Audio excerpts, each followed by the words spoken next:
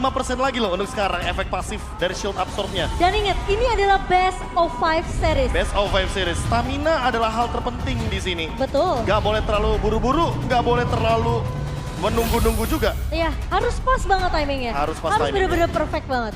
Oke. Dan tentunya kita udah gak sabar untuk melihat match pertama kita. Ingat, ini penentuan dengan 3 poin mereka melaju ke babak selanjutnya atau pulang.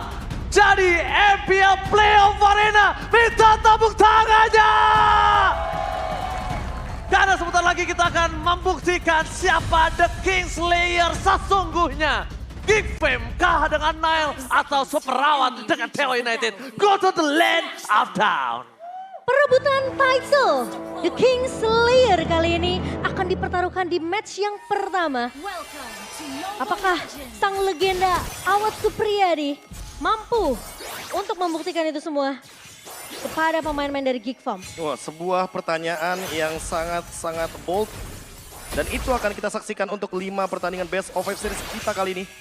Yang akan terus-terusan berlanjut. Dan untuk sekarang, Cimomo, mungkin fokusku akan menuju ke emblem dari masing-masing jungler. Silakan, Karena Dek. baik Nile menggunakan Conclusive Blast, tujuannya mungkin nanti menuju ke arah mid game agar clear wave-nya lebih cepat. Dan untuk Lanaya, dia ingin damage yang lebih pasti kepada targetnya ketika menggunakan skill. Baik itu Puncture, Tone Rose, atau bahkan Phantom Execution dengan menggunakan Impure Rage. Terlihat dari posisi emblem yang dimainkan oleh Lanaya, dia lebih berfokus untuk gimana caranya dia numbangin sisi belakang dari pemain-pemain Geekfam. Mungkin dia akan bisa mengincar ke arah Kadera, atau mengincar ke arah Aboy, atau bahkan Baloiski. Iya, frontline sekalipun menurutku akan sangat oke sekali untuk ditumbangkan oleh Lanaya. Hanya saja jangan lupakan bahwa Heartguard itu efeknya global. Sehingga mungkin untuk mendeteksi Baloiski itu jadi PR tersendiri. Nah, Dia itu. bakal ada di backline. Dia nggak bakal buru-buru untuk show di area depan. Nah, pertanyaannya, apakah dari Sako ini akan sangat amat mengganggu dengan Matildanya yang berkali-kali kita tahu Matilda sekarang udah bisa banget untuk memaksimalkan semua Seedling Eagle yang bisa dimainkan. Dan ditambah dengan satu emblem terbaru, Wilderness Blessing. Yep. Yang membuat gerakan dari setiap penggunanya itu sangat-sangat cepat untuk melakukan rotasi di area river dan jungle. Oke, Iya. tapi kalau bisa aku lihat, Sako punya Matilda, tapi poking damage di arah gold lane-nya agak cukup jarang dia melakukan poking terhadap Irithel. Dan sekarang power mereka akan berada di arah Turtle. Lihat Lanaya dan juga Nile. Walaupun kali ini Nile punya heavy spin, tapi jangan lupakan Lanaya bisa saja dive in dan dive out untuk hatinya. Karena dia selalu membuat Bigson ini sebagai badan. Flicker dari Saku telah dikeluarkan. Saku nggak ada ketika tipat langsung ada penalti zone menjaga belakang Apoy. Masih bersama dengan ada Matilda. Mendekat belakang zone itu terjadi. Lana yang menjadi target utama dan bakal Petrify Gaming. First blood. Sangat mendapatkan kickback. Sako mendekat belakang. Dan pertama kalinya Sako tidak ada flicker. Dan dia juga pertama kalinya harus menjadi korban keganasan dari Geekfam.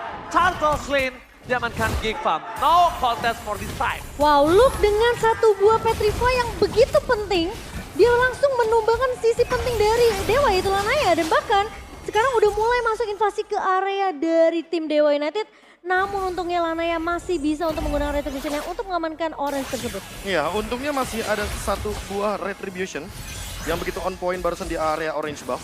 Dan tidak melupakan juga bagaimana 60 gold yang akan di-share untuk satu tim. Sehingga ini akan membuat dari segi ekonomi early game, Geekfam itu lebih unggul. Tapi ingat, early bukanlah hasil akhirnya. Mereka harus tetap konsisten gimana caranya untuk tidak membuat mistake. Karena tadi early gamenya benar-benar di leading banget sama Geekfam dan Flicker barusan keluar. Iya. Alright, Apoy kembali lagi mencoba untuk mengganggu pergerakan dengan adanya Kaiden Win. Dan juga Solid, Seeking Eagle-nya bener-bener kali ini dibuat Aboy. Bener-bener menjadi sebuah trigger aja. Trigger apa? Untuk coba cari Aboy, untuk coba poking Aboy. Dan akhirnya Kadera dia pesan akan menjadi sebuah korban kah? Masih ada hard cut. Heavy crossbow dengan standing dan terbang dari Kadera. Kali ini masih berhasil menyelamatkan dirinya. Nah, dan sekarang mungkin rotasi yang sempat dipertanyakan oleh Ranger Emas. Mereka membawa Matilda di tangan Sako, tapi pressure poking damage-nya ini nggak terjadi di sisi Watt, di lane-nya Watt. Karena ini bukan draft mereka nggak sih?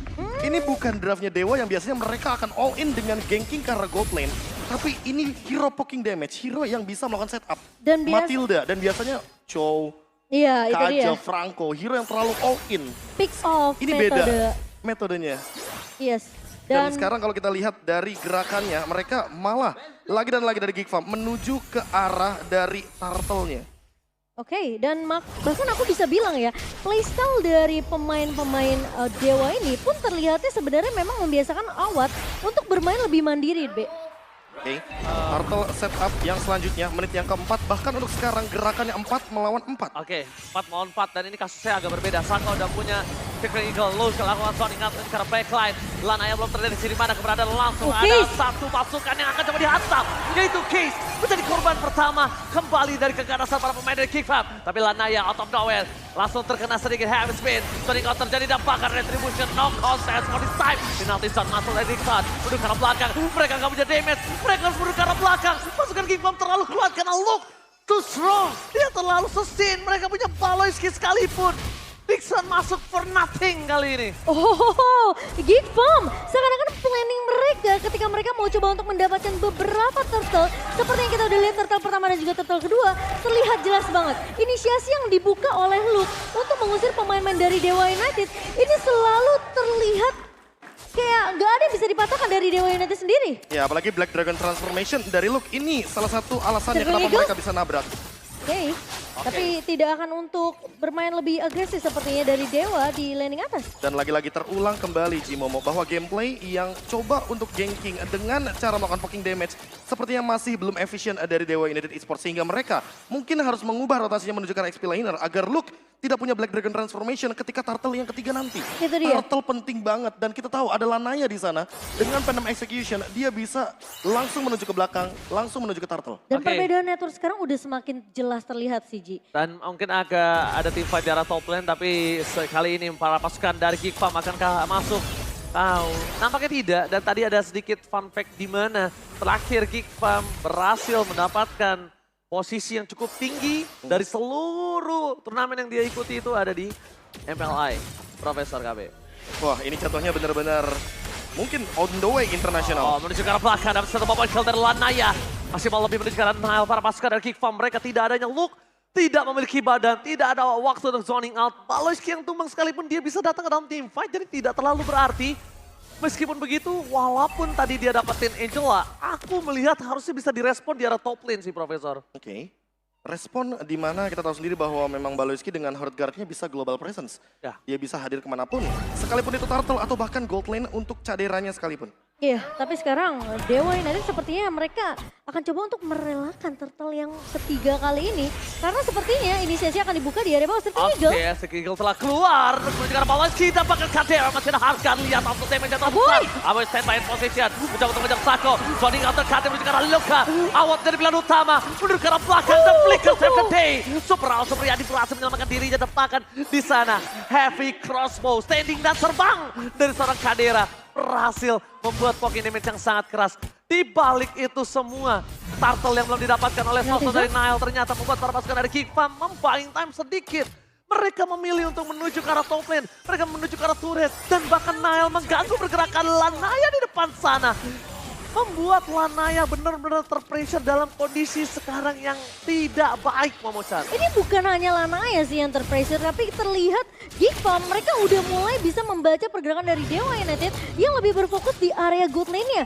Sehingga Geek Farm menjawab itu semua dengan ngebuka semua resource yang mereka punya untuk setidaknya membalaskan kerugian satu turret di area atas tadi, Bre. Oh, langsung heavy crossbow standing dan terbang.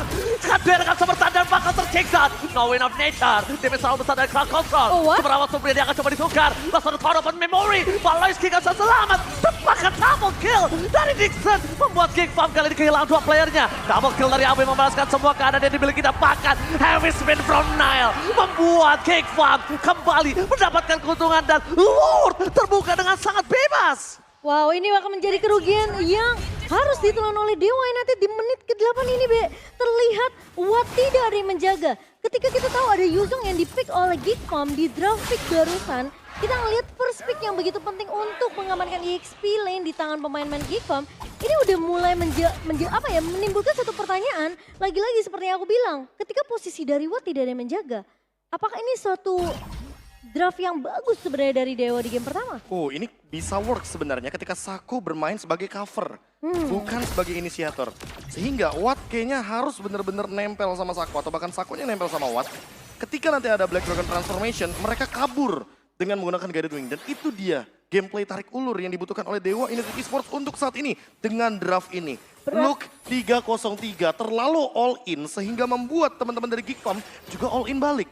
Berarti memang posisi dari Sako ini tidak boleh terlalu bermain agresif untuk bisa ngasih ngepok damage ke arah pemain-pemain dari Geek Farm. Ya, karena mau bagaimanapun damage deal tertinggi aja ada di Dixon. Dixon bakal jadi frontliner, bakal jadi pembuka. Tapi kalau nggak ada Watt, kalau nggak ada follow up damage-nya, ini pasti bakal kesulitan buat teman-teman dari Dewa United Esports. Oke, mereka nampaknya udah mulai membuka posisi dari sosok Super Awat. Ini menurut gue pribadi juga tidak terlalu baik ketika Awat terdeteksi Momochan. Iya, sebenarnya posisi dari Awat ini memang harus mulai bisa dijaga dan gimana caranya posisi dari Watt ini tidak dideteksi oleh pemain-pemain dari Geek Farm. Tapi split push memang jadi potensi untuk pemain Dewa saat ini. Kita ngelihat dua laning yang dipush oleh Kadera di area atas dan juga di area bawah. Ini membuat Dewa tentunya akan semakin sulit untuk melakukan kontes ke area lurnya. Ya, apalagi Geek Farm bisa mengirimkan Baloiski untuk melakukan hal tersebut. Betul. Untuk melakukan clear wave ketika mereka membutuhkan Cak Dera dengan damage deal-nya. Oke, tapi kalau misalnya dari ngomongin strategi play dan dari Dewa tadi, hampir saja Kadera masuk dalam perangkap. Di mid lane udah ditungguin, tapi nampaknya ini ada pergeseran sedikit rotasi yang terjadi, Profesor. Mereka udah stick together dengan adanya 5 orang. Lihat standing dan terbang, heavy crossbow telah keluar. Inisiasi diberikan Kadera, berdua ke arah belakang dengan sprintnya. Bahkan Kadera melakukan zoning out. Lana yang berdua ke arah belakang dan Phantom Execution for defensive. Para pasukan dari Kifat, Sako masuk secara diri. Tarik Money dan Retribution, no contest di tangan dari Nile. Di balik itu semua mereka masih memaksa tiba dan pesasin. Dapetin 3, tidak ada damage tambahan. Super Awal Supriyadi hanya bisa melakukan kill damage dari belakang, tapi Tonak memory for nothing.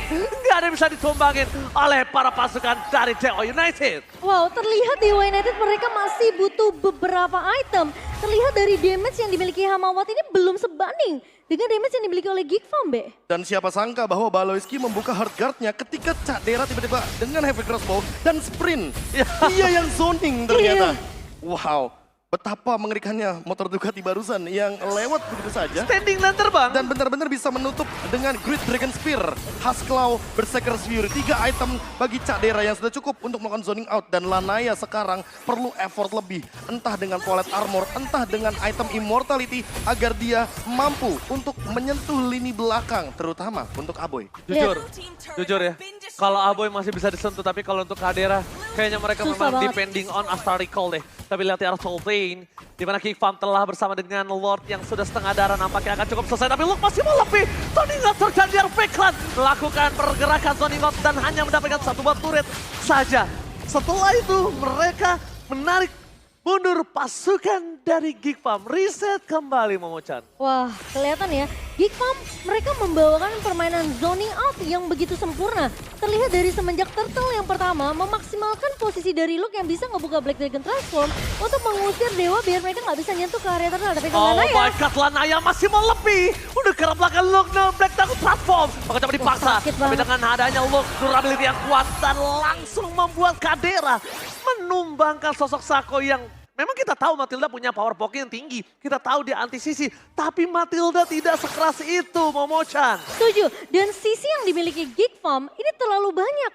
Dia bisa terkena stun, dia bisa terkena efek Terrified. Aboy berhasil untuk menumbangkan Sako untuk yang kedua kalinya. Selain tadi dari area Lord ya. Dan kalau kita melihat Lord Advantage yang dimiliki sama Geek Farm, Wah, 5.000. perbedaannya turunnya semakin jauh, Oh, Be. penalty zone telah keluar walaupun semakin jauh. Luke bergerak, it's okay. Dixon no flick cover this time. Zoning out terjadi. Lanaya. Menangkap Lanaya, dapatkan Lanaya. Almost tertake down. Lanaya still survive. Sako masuk ke arah belakang dan harusnya mundur. Super Awal Supriyadi membuat Luka terperangkap dan bahkan Luka tershutdown.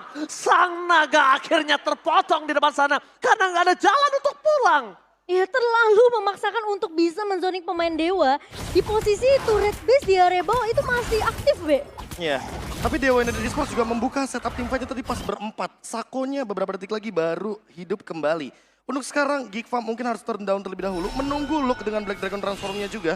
Ketika Lord up, yang bisa mereka lakukan adalah melakukan reset. Sementara untuk Dewa United Esports, sekarang adalah momentum mereka untuk gimana pun caranya mencari setup bush agar mereka bisa melakukan engage.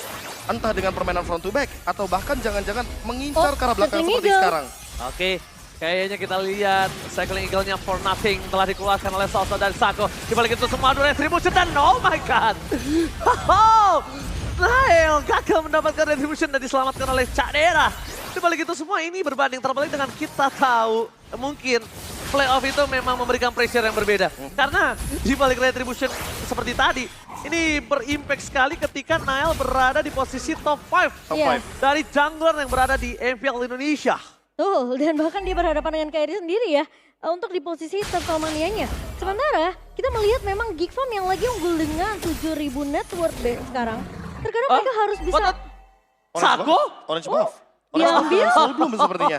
Ya, tidak sengaja lebih tepatnya. Guys. Karena untuk sekarang kita melihat item terlebih dahulu Cimomo bahwa Wind of Nature mungkin bisa menjadi jawaban agar Wattnya dengan Torn Apart Memory tidak bisa menumbangkan lini belakang. Cak Dera sekarang udah full item. Hanya saja kalau kita melihat sendiri Ice Queen One dari Baleski ini yang membuat teman-teman dari Dewa tidak bisa melakukan counter move. Oke, counter move yang cukup sulit karena mereka juga udah mulai ada loot yang masuk ke arah base turret mereka.